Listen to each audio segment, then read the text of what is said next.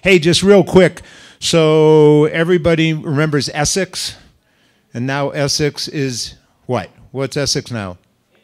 Integro, right? Integro. So they're here, and last year at the Race Director Summit, I think there was a line out the door. There was literally a line out the door to meet with Essex then. So I think they're scheduling appointments, or you can go in. They are in the boardroom. So this is our insurance broker. So if you have any questions on insurance coverage, insurance opportunities, whatever, they are here. They're in what's called the boardroom, and it's near registration where you checked in. So you can meet them in there. There are 2 representatives, I believe, and any questions related to insurance coverage, you can go ask them. The other note I want to make is one of the things that came out of this summit 2 years ago related to that word collaboration and interaction. And we ended the summit 2 years ago with what we had some round tables. It was like the last 2 hours, and they were by far the best thing that happened at the summit. And so the following year we said we should just do these kind of round tables rather than what we've been doing this afternoon, speaking. And it looks on paper like tomorrow's a lot of speaking. It isn't. Those need to be roundtable type discussions. In other words, we're going to have people who kind of know some of the things they're talking about, like digital media and marketing and sponsors and stuff like that. But it's more interactive so that we can share common experiences. So that's another note. And again, I urge you, in support of our conference, in support of the summit, to be sure to visit our partners outside in the area at every possible break and to share your experiences and opportunities and discuss what they have to offer, and I'll go over those later. But right now, it's my pleasure. This is, I spoke with Busa earlier this afternoon to understand, why his name is Busa, and that's it. It's like Pele, Madonna, so you're going to get to meet Busa. And Busa's with Active and really knows his stuff in digital marketing. Basically will give us, and I told him, a lot of us are like me who hear about this, but then it starts getting maybe a little too complicated. Delmo, even when you talk about it, it's complicated to me, and you just started learning it, right? And the value of understanding the market, not sending out blast emails and thinking that that's how you market to people, but understanding demographics, understanding the issues and listening and seeing what those opportunities are. Busa is going to come up and speak about creating world-class experiences in the current technical and digital age, and is going to make it understandable for all of us, and then we'll be around to make it even more understandable on a one-on-one basis. So please welcome Busa from Active.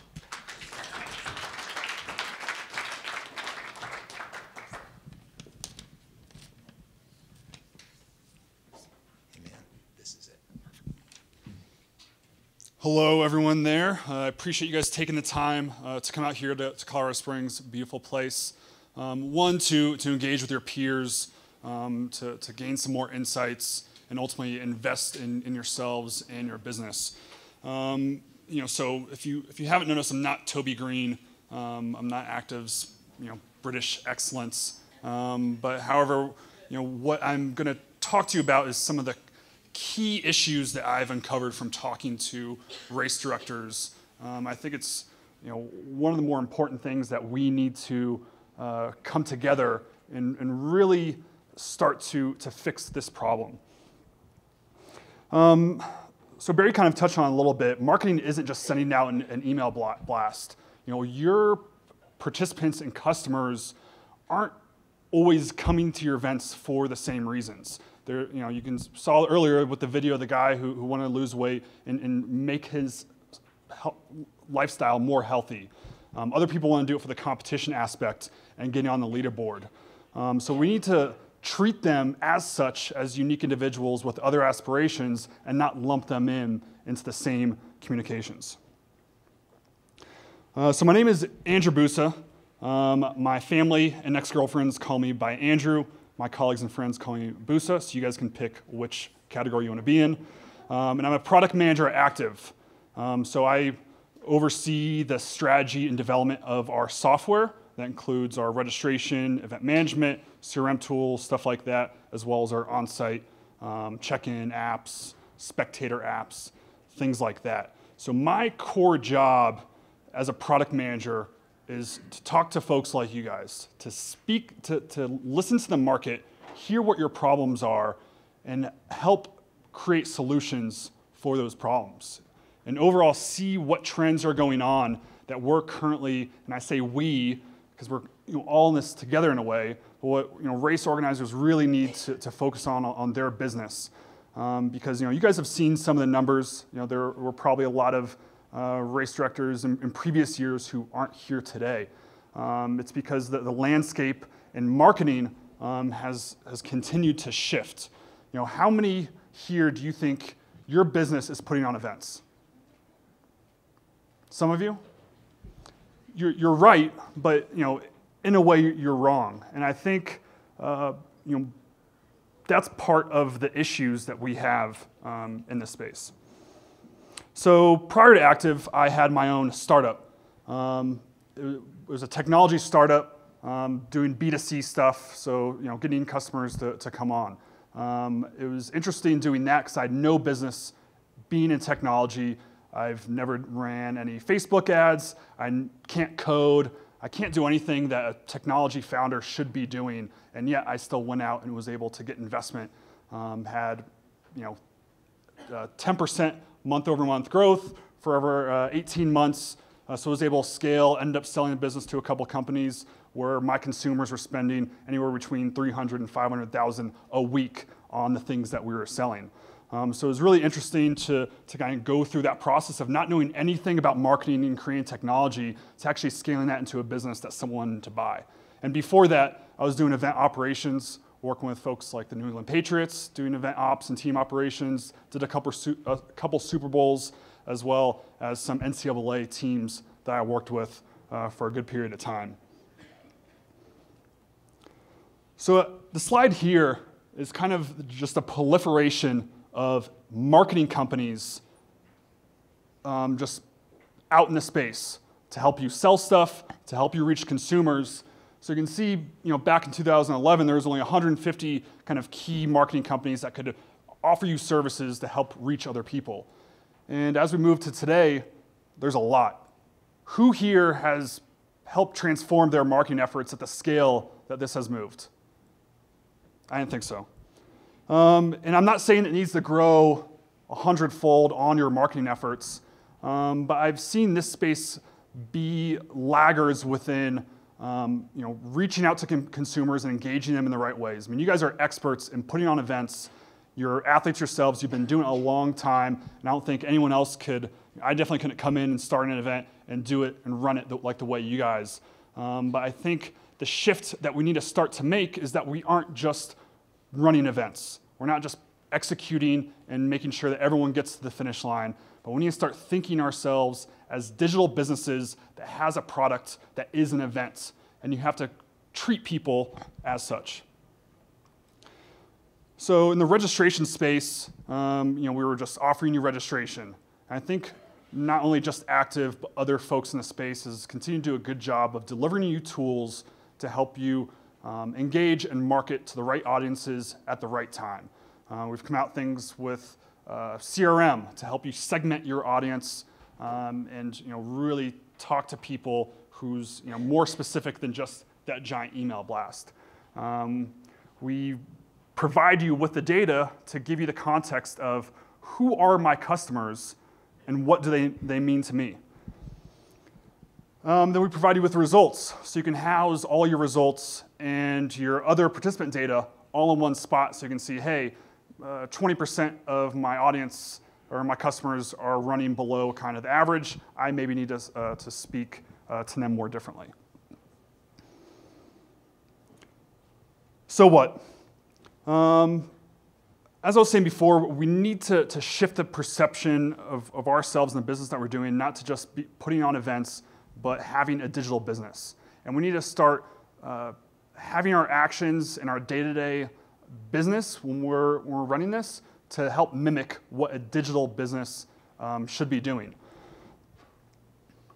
So when you guys send an email blast to all your audience saying the same thing, this is, in my mind, the equivalent of your old friend, neighbor, colleague, college roommate reaching out to you for the first time, chatting you up a little bit, and then at the end, it just turns into a pitch to join his multi-level marketing company.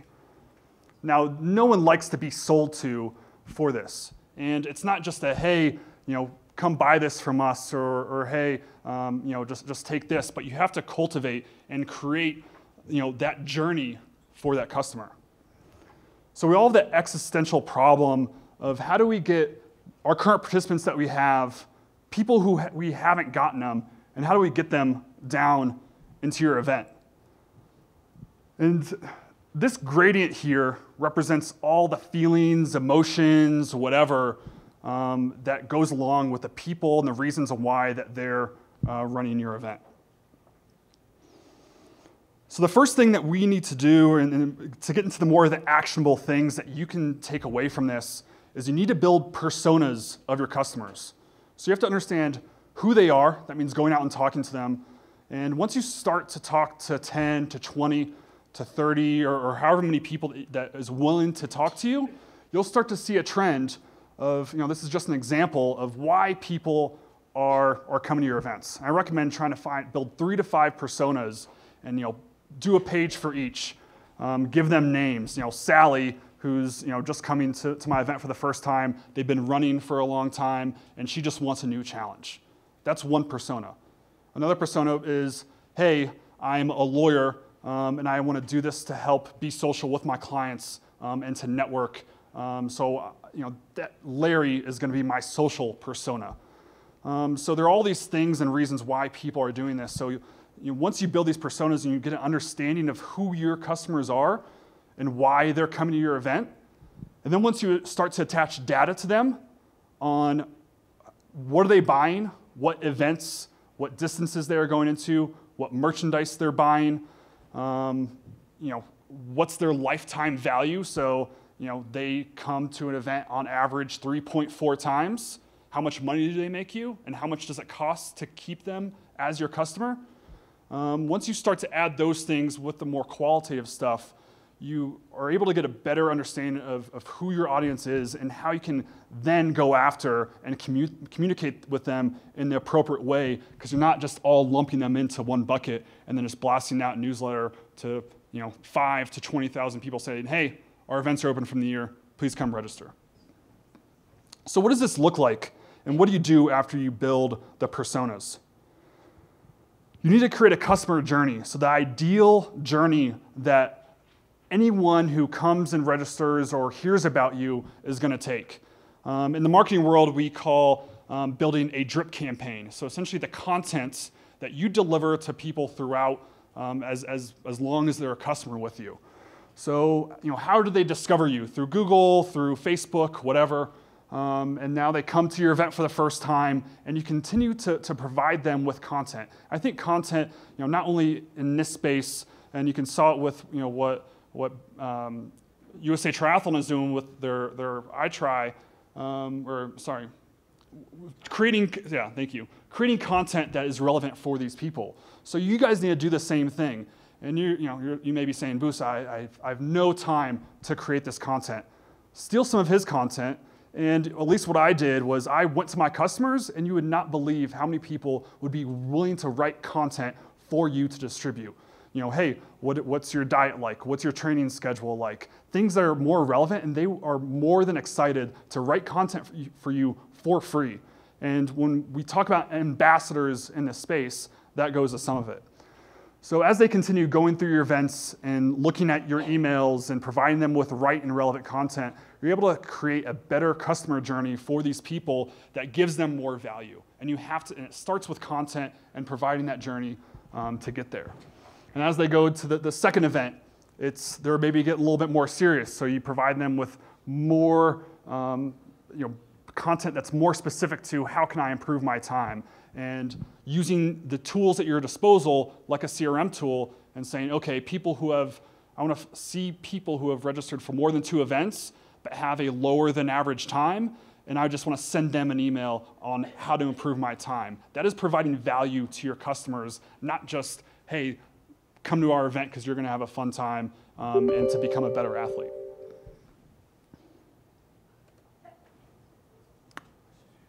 Don't know how to put this back on. And then as they go into the 3rd event, et cetera, they start to move through that funnel, the ideal funnel that you've built out for them. And then at the end, you end up having loyal customers that you can continue to engage with, and they can be advocates for you. Organizer came to us and they're like, hey, we're down in volume. People aren't converting all the registration form like they used to. And I was kind of curious why this was happening. And then I actually ended up going to how they set up their event, their prices, and everything else that would maybe influence why they would have this much drop year over year. And I saw that they raised their prices by 70%. And I was like, I don't know if you can continue to maintain the volume that you were expecting if you're going to raise the prices that high. But when they did that, it was interesting because they actually ended up making 35% more revenue. And that was really interesting to me because I think we all get in the context of the race to the bottom. We have to be cheaper than everyone else. But at the end of the day, this customer ended up just knowing their audience a lot better, and understanding the metrics around the people that they were serving and delivering that race to, and saw that they were able to just hone in on a certain section and maybe offer something else for the price-sensitive people. But when they raised the price up, yeah, they lost some of their folks, but they ended up making a lot more revenue. And that goes both ways. There was someone else that dramatically decreased their revenue, and the amount of people who registered went way up and ended up making more money. So when it comes to experimenting, don't just get in a mindset of, I have to give, the event as cheap as possible. But it really comes down to, who are you selling it to, why they're coming, and building that path to actually get them to show up. So I hope you guys start to understand the need of digital marketing in this space, because you're not just competing with each other here, you're competing with all the other things that is able to take someone's time and money. Fortunately, at least the average income of triathletes I think 2015 was over $123,000, so they have the money to pay. But now you're competing against the professional teams that have a lot of great content with the athletes, and makes it more personal for you to actually go and attend the games. So I appreciate you guys taking the time. I look forward to speaking to you throughout here at the conference. If you have any questions about digital marketing, or just how to better use the tools and make it easier, or if you just really struggle with doing it yourself, so you need to find someone to do it for you. So happy to talk and give my insights, but thank you very much.